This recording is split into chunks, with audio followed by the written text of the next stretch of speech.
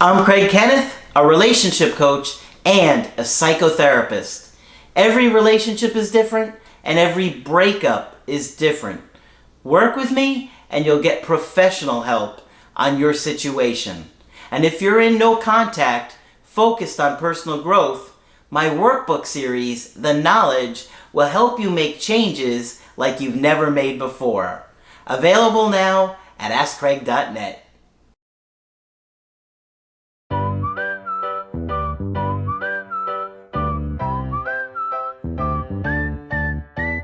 Hi there, I'm Coach Craig Kenneth. I'm Coach Margaret. Today we're going to be talking about what makes an ex realize they love you. That's a big question.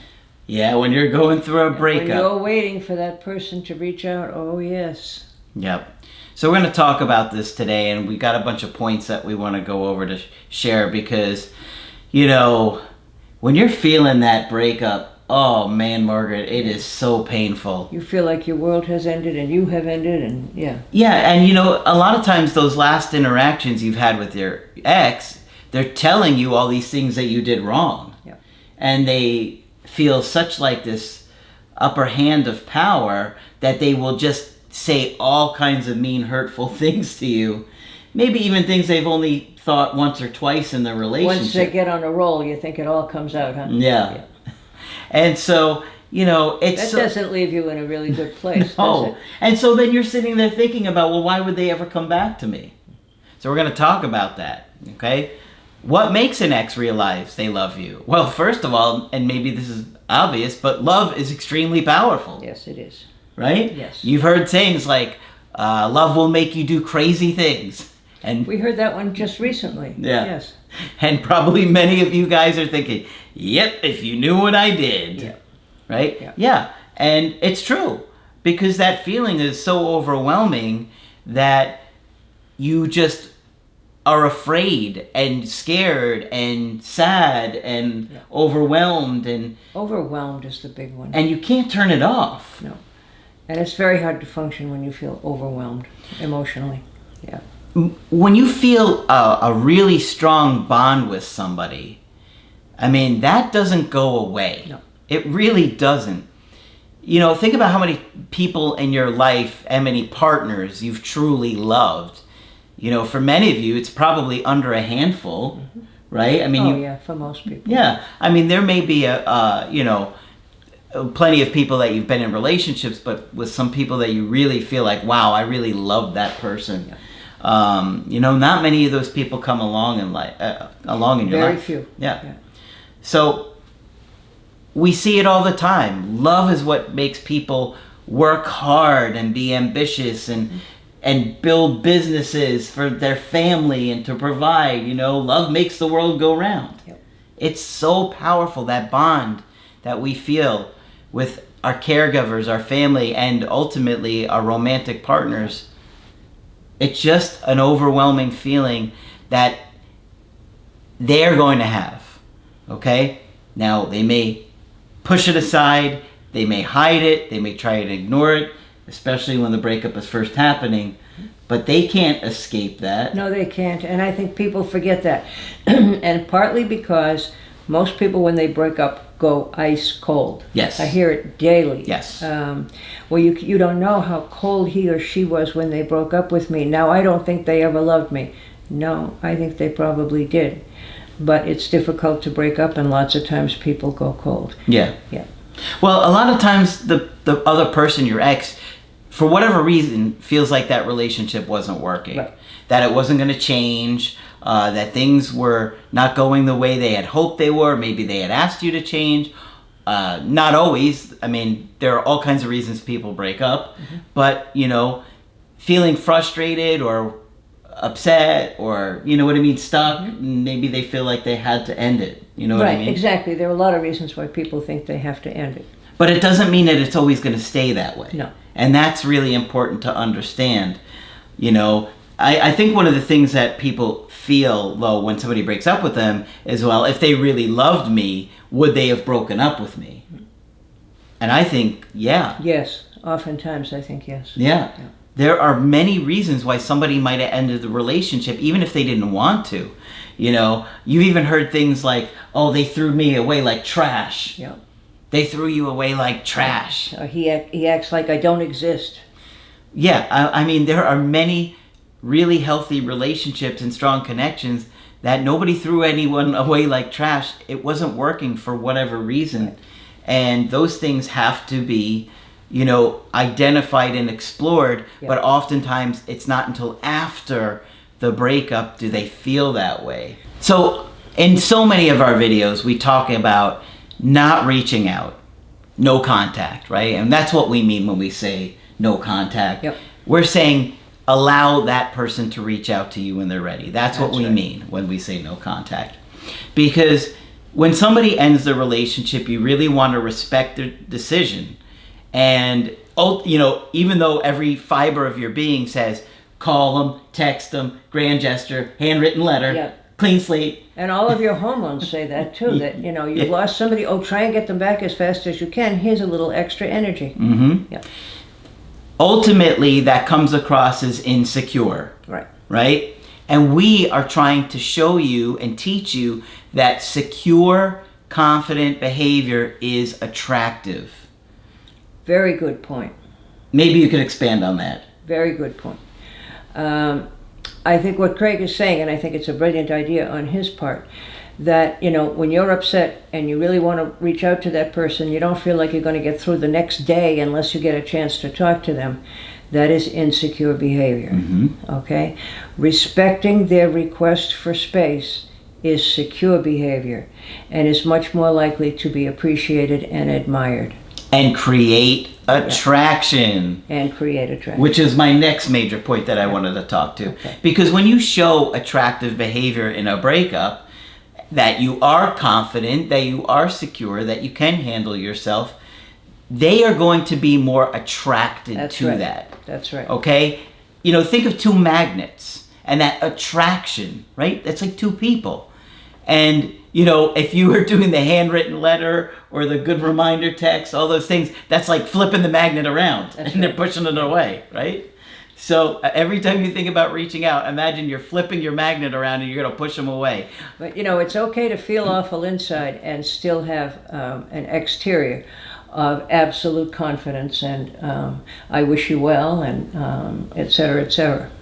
And the thing that you also have to remember is that even if you're dying inside and you feel like, you know, this is never going to go away, you feel horrible, unless you tell somebody that or you tell your ex that, they don't know it. No, they don't. All they can see is your behavior. Yeah. So if you behave in an attractive way, it's going to be more likely to pull them to you.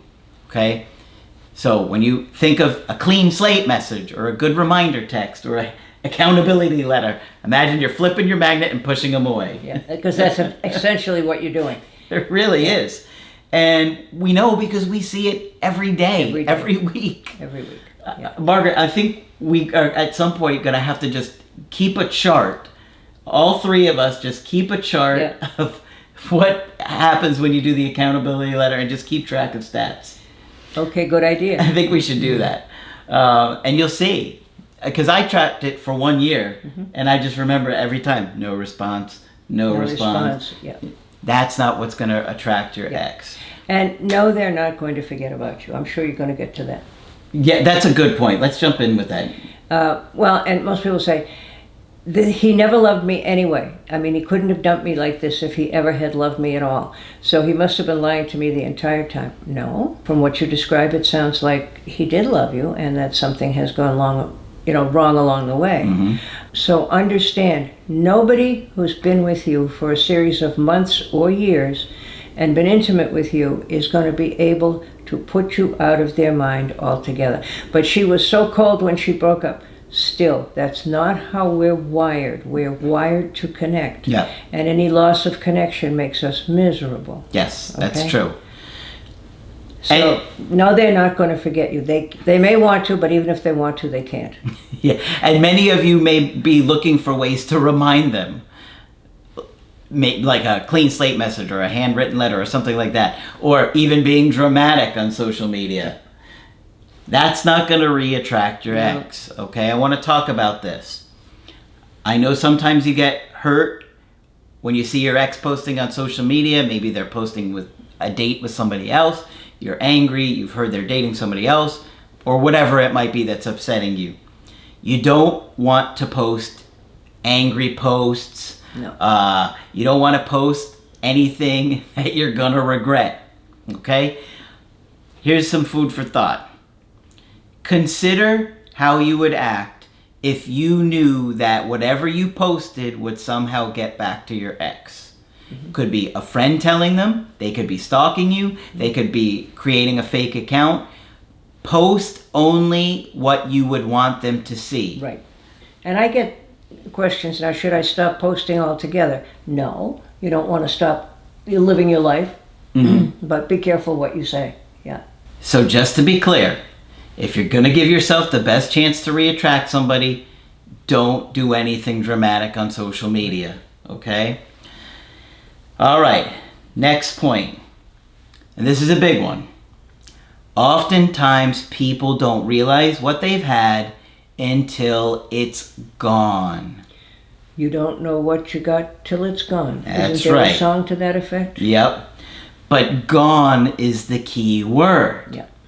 If you're texting them, calling their friends, going past their job, talking to their family. They can't miss you if you won't go away. And you're not gone. Yeah. Okay? So what makes them realize they've loved you? When you're gone. When you've left them alone. When you've stopped reaching out. Okay?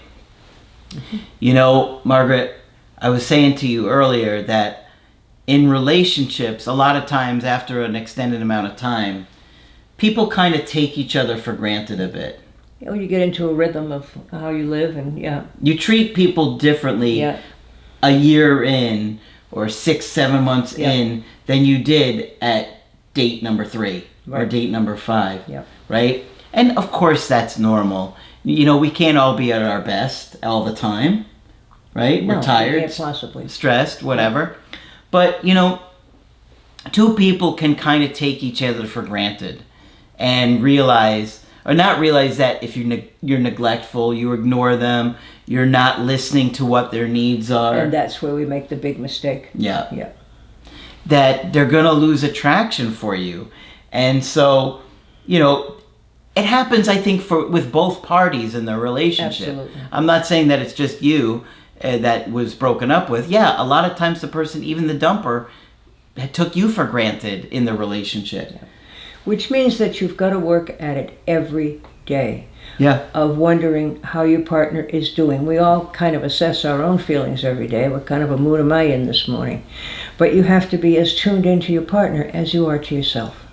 Yeah, and it's not easy to do. Right. And many, many people come from families where there was not a whole lot of communication. And when you start saying you have to do this and you have to do that, they may well think we're nuts. They're much too polite to tell us that. But some families don't communicate, and it doesn't even feel natural to you till you get used to it. Yeah. It takes wisdom, it takes maturity to be able to do that and to make a conscious effort of thinking about how important somebody is in your life. Right. You know? And, you know, anybody that takes a partner for granted could wind up losing them if they're neglectful, if Absolutely. they're not attentive, if they're not emotionally attuned. Right. Right? I thought you were fine with this. Well, you haven't asked me for 7 months if I was. Mm-hmm. Yeah. The fact that I have 12 ducks living in the living room, is that getting on your nerves? You were okay with it 6 months ago. So I just want to point out for everybody, because I know so many of you are beating yourself up. Yeah. I'm sure that there were at least points in your relationship where your ex took you for granted as well. Mm-hmm. So if you're sitting there beating yourself up over it, realize they've probably made those same mistakes. Maybe not to the same extent that you have. I mean, obviously we don't know the specifics. We're talking in general here. But yeah, I think two people do that. Oh, sure they do. You know? If you hear by the grapevine or the ubiquitous third party that your ex may be seeing someone else, don't go 20 miles down the road and think about what their wedding will be like. Okay? Yeah. If somebody gets into a relationship very shortly after they've been with you, chances are it will be a rebound, and chances are it won't work. But I hear people go all the way down the road. I know where they'll get married. They'll get married over here, and then I'll be left out of this for the rest of my entire life. Try not. That's catastrophizing. Yeah. That's thinking about the worst possible thing that can happen. Mm-hmm. Yeah. Absolutely. I know because I did it. Yeah. And you saw me do it. I saw you do it. Yes. Yeah. So I know what that's like. So just try and keep yourself centered the best that you can, and use this as an opportunity to grow and to change. Okay? Time is on your side more so than theirs, in the sense that look at how motivated you are.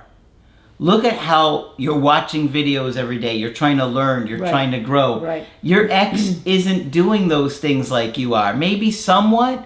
I mean, it would be nice if they were. But let's face it, the person that's broken up with is the one that often truly changes their life. Right.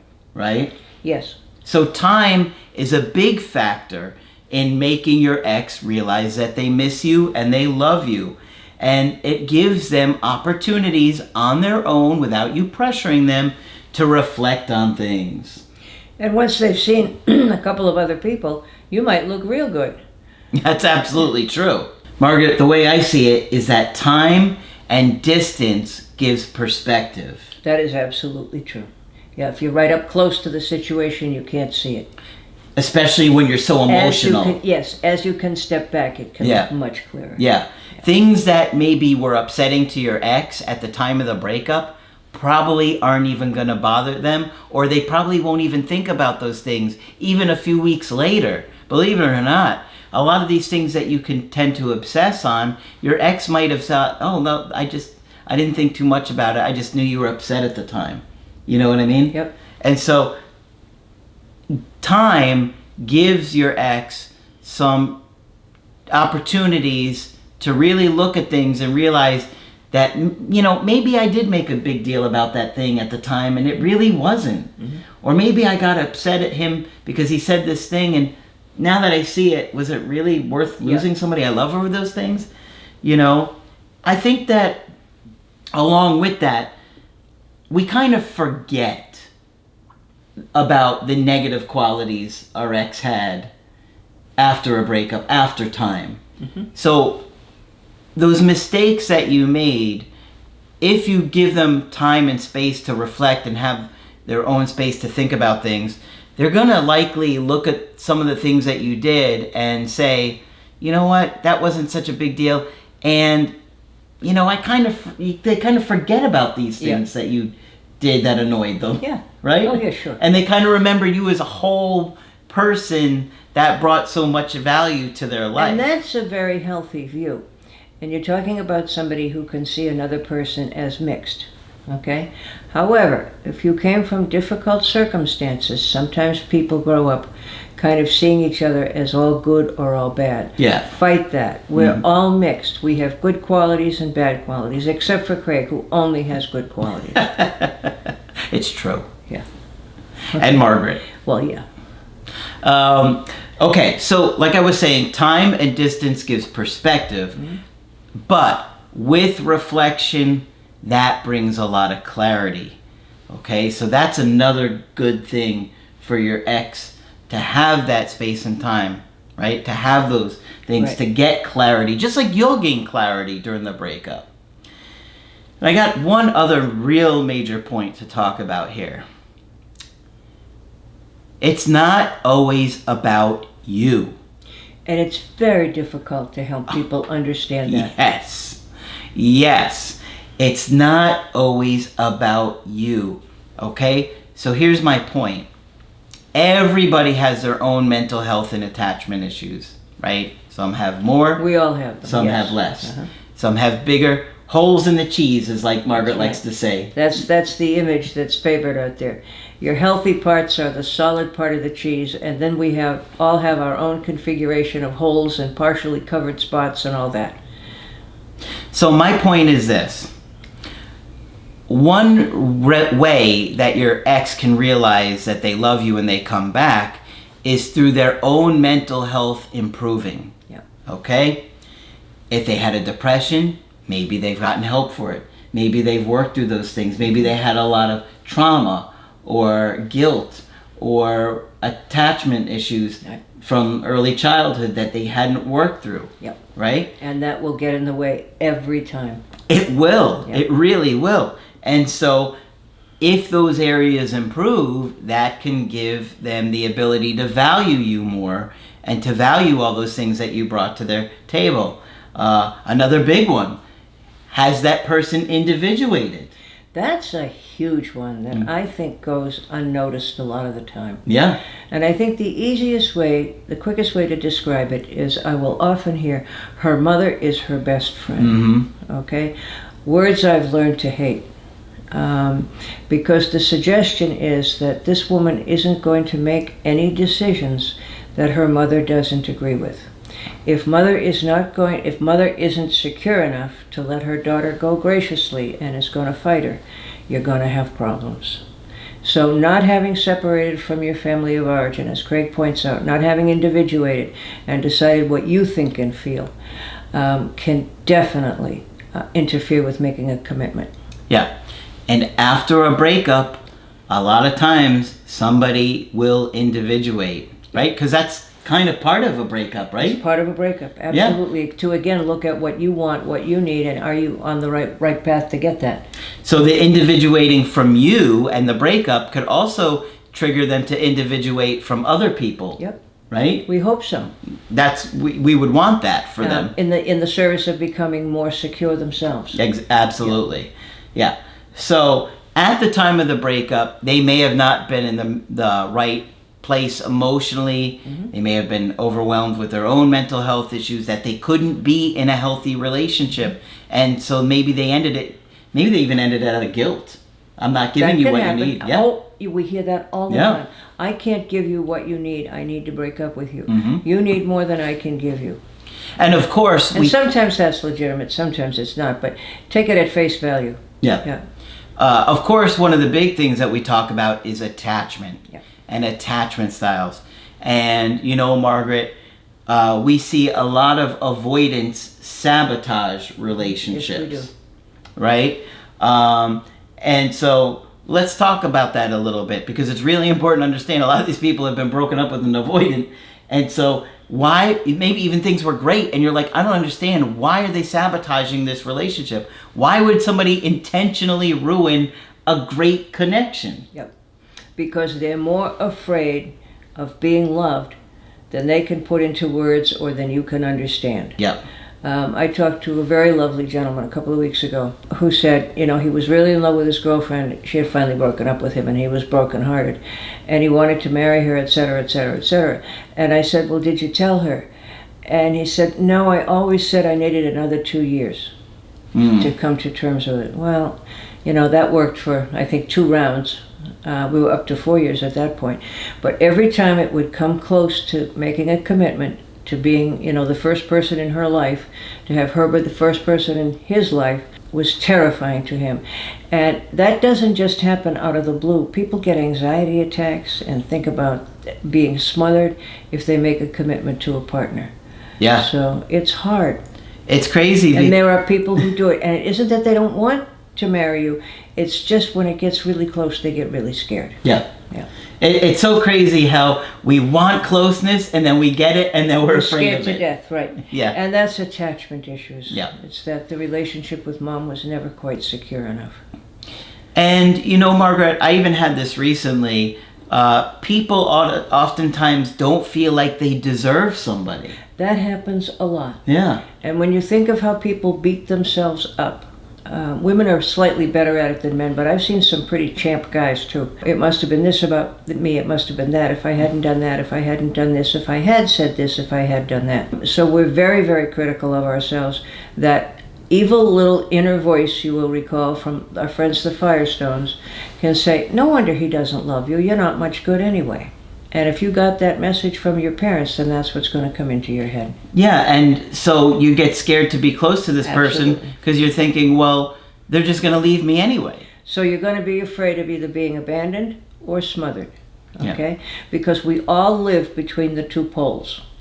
On the good end of the pole, we have secure and things that are going to work out okay. At the other end of the pole, it's things that are not going to work out okay. And you got to be careful where you are in the middle. Yep. So realize that a lot of things can happen after a breakup. Oh, yes. And the more that you work on yourself and stay committed to the personal growth and looking at the areas that you can improve, the better off you're going to be when that person returns, or the healthier you're going to be in your next relationship. That's right. Either way, you win. Either way, it's going to turn your life around and you'll have healthier connections with not just your partners, but your friends and your family, even your coworkers and peers. You'll understand them better. I understand all that, Mr. Craig, but I still feel terrible today. Well, that's normal. Go hug your golden retriever. Talk with your stuffed animal. Don't tell anybody, however. Pat your cat. Remind yourself, one of the things I like to ask people to do, as many of you probably already know, is make a list of 5 or 10 good things about yourself, because sometimes that can confuse beating yourself up, which is my agenda when I suggest that. Absolutely. So hopefully this has given you some insight into what happens with your ex and how a lot of times there are many different reasons that they can realize how much you mean to them and how much the relationship meant to them, and they could want to work it out or at least consider it again, right? And of course, you can get our help personally on my website, askcraig.net. I do email coaching and I do Skype, and Margaret does Skype coaching. Yes, indeed. If you think I can be helpful, please sign up. So click on Margaret on the top of the webpage to do that. But that's it for this video. I'm Coach Craig Kenneth. I'm Coach Margaret. And we will talk with you soon. To get my help personally, go to askcraig.net and click on Schedule Coaching and choose the option that works best for you. I do email coaching or Skype. To schedule a coaching with Margaret, click on Margaret on the top of the page and order a Skype with her. For the Knowledge Creative Healing course, click on the link at the top of the page and click Get Started Now.